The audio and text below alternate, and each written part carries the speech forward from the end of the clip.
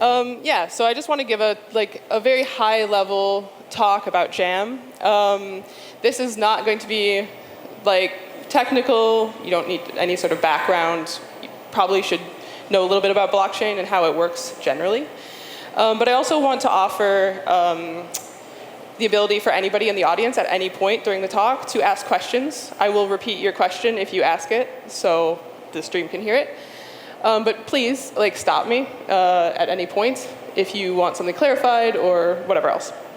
We're going to start with some sort of high-level context around why we're doing this in the first place. So why do we even build decentralized systems, and why is Jam becoming a thing? Jam is becoming a thing because we're realizing some of the constraints of current blockchains as ledgers, right?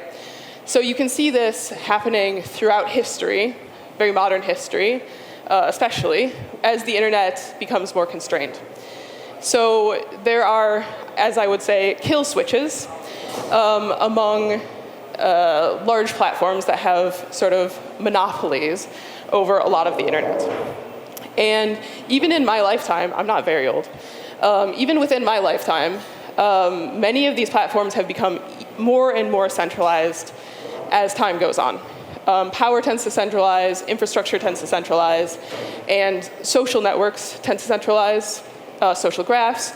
And all of this centralization by large tech companies means that you do not have control over this data.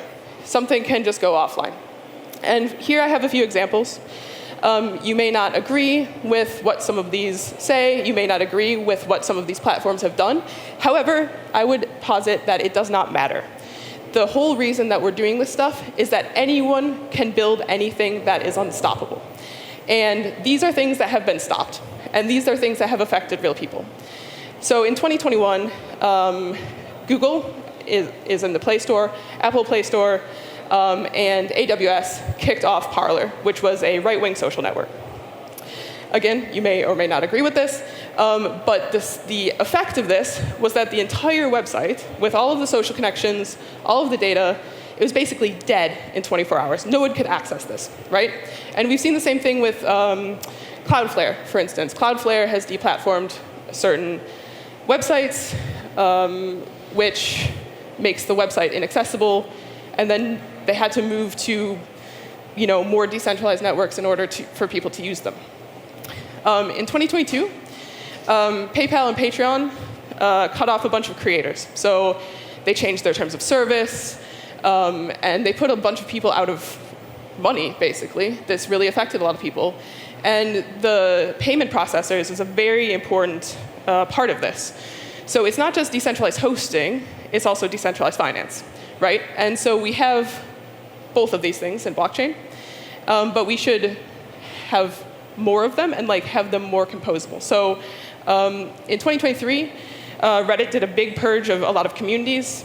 There was a ton of history, a ton of people made connections, whatever, and the data is just gone. It just wiped off the face of the internet, basically.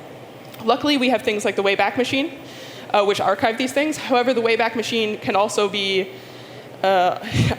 asked by the authorities to take certain things off of their archive. And for anybody who doesn't know, the Wayback Machine is, I find the Wayback Machine it's fantastic. It's so good that it exists, but it's very fragile. And I say fragile because I know the way that it works, and basically I can hear the hard drive spinning up every time I access a page on it. All of the Wayback archives are located in San Francisco. So if something happened to San Francisco, then the Wayback Machine would no longer exist. And in 2024, there's been a lot of cracking down on misinformation, policing of speech, one way or the other, and all of these large platforms have the power to do this. And basically, this is just an illustration of all of the different ways that you can get screwed over by different levels of the internet. So you say you want to write a website. You have a great idea, people want to use it, but then you are at the mercy of all of this stuff. Like app stores can ban you, you can be cut off by payment processors, Your cloud hosters can deplatform you. Your CDNs, like Cloudflare, can just block you. DNS can be seized. Governments seize DNS all the time. And you can be blocked at the ISP level. And all of these things have happened already. Every single one of them have happened. So some examples of this are the UK Online Safety Act, which is kind of an older concept, but has recently come into the spotlight because they have implemented age verification for adult content.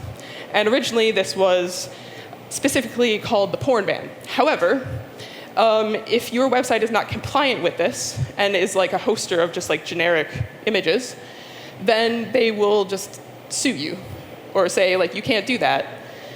So we see like large image hosting sites such as Imgur just completely block the UK because they're like, we don't want to have to be liable for this. We don't want to have to put all of the money into implementing this. So we're just going to block the UK. Great. In Australia, they have something even more extreme, where they are implementing age verification in order to ban all under 16-year-olds from social media.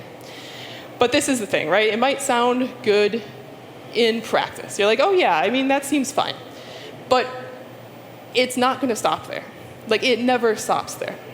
And in Europe, we have something called chat control, which is basically pre-scanning of chat messages and images before they leave your device.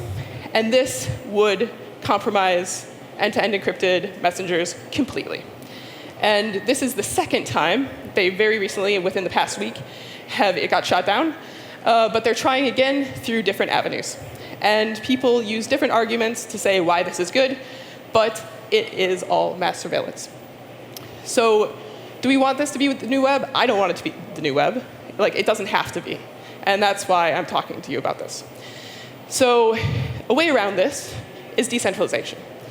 So if you have 1,000+ providers around the world, which are unique, which are not colluding, but they work together to run your applications, and no one controls all of them, or a majority of them, or even close to a majority of them, then you can achieve this unstoppability. This is your stereotypical George Orwell quote. Who controls the past controls the future. Who controls the present controls the past. So I just want to talk about this a little bit. The first use case I see is for JAM, is the uncensorable press. So JAM offers some new primitives, which are interesting for things like publishing. So previously, which is the case for Polkadot and a lot of other blockchains, the DA layer is coupled to the sort of the way the blockchain works, right? However, in JAM, the DA layer can be used independently. And since you have a DA layer, which can be used independently, and the DA layer is very large, you can store things, and you can keep storing them as long as someone wants to pay for that storage. So if someone finds something like a WikiLeaks dump interesting, then someone can pay for it, and it will stay up. And no one can stop this from happening. So this is something that cannot be blocked, right? And the way that it works, in a decentralized way, it can't be seized. It will always be accessible. This is another example that I wanted to touch on. I touched on the Reddit stuff earlier, but another big thing that's happening now is Discord is becoming a massive walled garden of information. Of information. So back in the day, when I was much younger, forums like PHBB, etc., were all the rage. Like, you had niche forums for like all kinds of hobbies, and it was great. You could find all the information. It was all indexed by Google or whatever Alta Vista you were using at the time. And you could find tons of information. But all of these independent forums, which were run by independent internet communities, are now on Discord, or they're on Reddit. And so these two big companies own so much information about hobbies, about video games, about like just tons of information about something you might want to know about. Luckily, Reddit is indexed by Google, kind of. Their own search sucks. But Discord is basically a black box. and you have to go find that information. And this is bad, right? If Discord goes down, or something happens to it, all of that information is lost. And that's horrible, right? So creator and community independence is really important, and it also ties into payment. So if you are a creator, and you say you want to make like a video game forum, or like maybe a better example is like a video game wiki for like a new video game, nobody's done it before, and you want to get paid for your work, and you want to keep giving people who subscribe to you updates for this wiki. Platforms like Patreon take massive cuts. So if you want to create a community, or if you want to create paid content as a creator, the value extraction is huge, and the centralization is huge. Another use case is if you're being watched, you don't organize. So this is more in the way of thinking of political uprisings in various countries. We've seen this very recently in Nepal, where they actually voted in their new prime minister on Discord. Which is great. That's great. But again, it's Discord, right? Like if the government wanted to block Discord, they probably could. So this decentralization aspect is really important. And if someone is surveilling you, you are much less likely to do this organization because you are at risk. So as a use case number 3, I think Jam is very good at collaboration. And this means both collaboration in the sense of collaborative services that can be provided by or on the Jam DA, as well as like assets. So I think the way that Jam works really enables this, because you can compose these services of data and financial to come together to create really powerful platforms for people who need to collaborate like this. I think that's very powerful, and it's very empowering for people who need this kind of thing. And of course, information wants to be free. So this is a quote from a really old hacker conference. It's a paraphrase quote. But it resonates with the hacker community. It resonates with a lot of people, because information does want to be free. For example, if you leak something, people will probably copy it, disseminate it, make it available on the internet. And the more information that's available, that people do not want on the internet, the more you see these takedowns. And these takedowns can be done by governments trying to cover stuff up. They can be done for IP reasons, whatever. But information does want to be free. So my use case number 4 is human knowledge.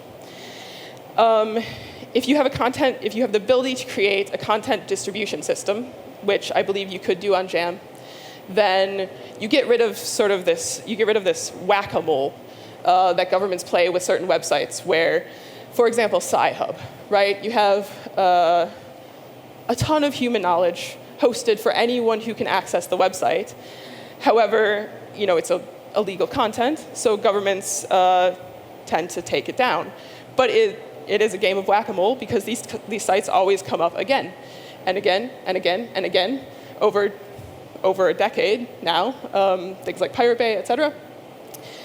And it's obvious that people care enough to keep these things online. So if people are willing to care to keep these things online, then something like the Jam DA is really good for this, because if people care, then they're obviously paying for the hosting. So if you pay to keep it alive, it will be available. And if it's distributed, then you do not have to worry about